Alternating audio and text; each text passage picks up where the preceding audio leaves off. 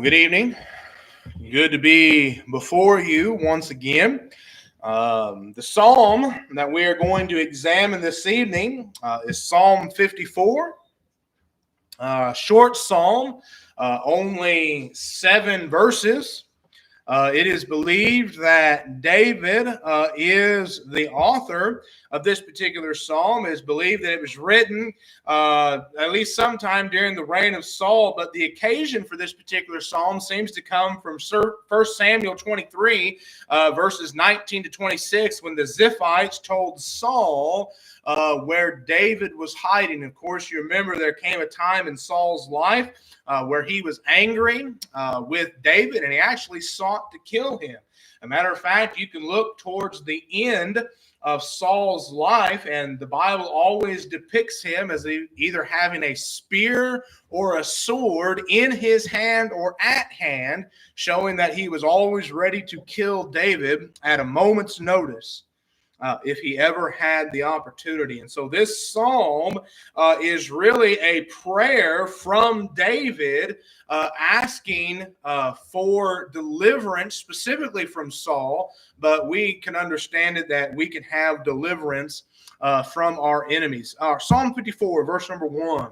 Save me, O God, by thy name, and judge me by thy strength. Hear my prayer, O God. Give ear to the words of my mouth. For strangers are risen up against me, and oppressors seek after my soul. They have not set God before them. Behold, God is mine helper. The Lord is with them that uphold my soul. He shall reward evil unto my enemies and cut them off in thy truth. I will freely sacrifice unto thee. I will praise thy name, O Lord, for it is good.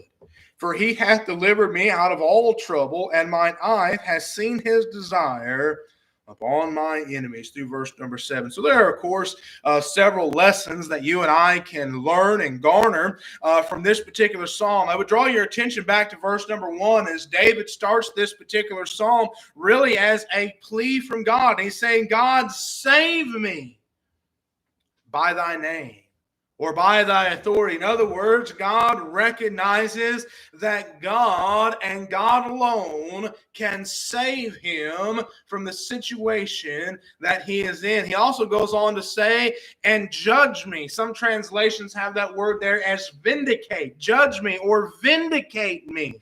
It's really the idea there, God, by your name and by your strength, you can save me. You know, you notice the beautiful confidence that David goes on to express in God. You know, he'll start in verse number 2 about, hearing the prayers of God and asking God to give ear to the words of his mouth. And so they're asking God ultimately to hear his prayer. But really, if you draw and you look at the end of the psalm there, David shows great confidence in God. Even though David finds himself in a really terrible situation, running, fearful of his life, he understands that God can help him, that God can give him strength. Sometimes we need to take a step back and put that same type of trust in God. Sometimes if we're not careful, we get to thinking that we're in a situation that God can't help us out of. And we need to be careful with that. I'm mindful of what Paul would write in 1 Corinthians chapter number 10. There specifically in verse number 12, he says, take heed, therefore, lest you fall. And so, you can fall away. You can be separated from God. But as he goes on to say there in verse number 13, he says, listen, there's no temptation that can overtake you. God has made the way that you can escape it. Is that not a beautiful thought? That when we're going through hardships, when we're going through trials, we can overcome. God has already made it possible for us to escape. Verse number 3 and verse number 4 go together, and they're very interesting. Because David acknowledges that those that were against him, those that were oppressing him, Notice what he says they had not done. They have not set God before them.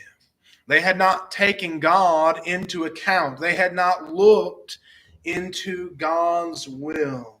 In other words, they were ignoring God. They were really had an attitude of indifference when it came to God. May that not ever be said about us. But note verse 4, where David says, maybe in verse number 3, they haven't set God before them, but David says, God is my helper. The Lord is with them that uphold my soul. And so David is acknowledging, although my enemies have not put God in his proper place, David says, I have.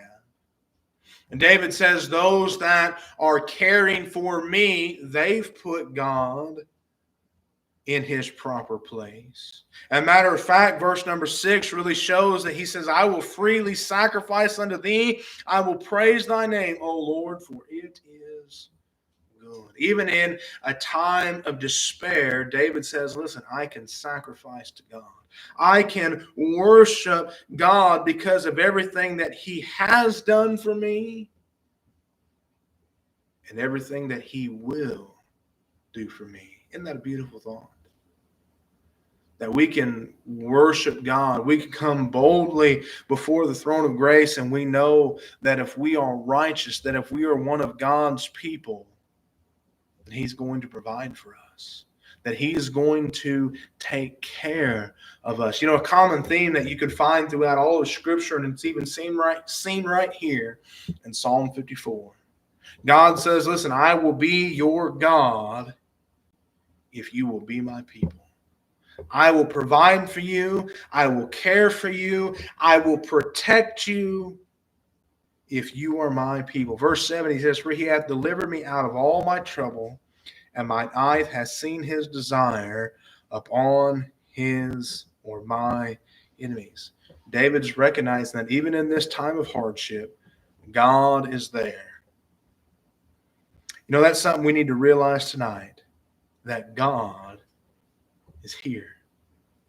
God is there for you when you need him. And with that thought in mind, we want to extend the Lord's invitation.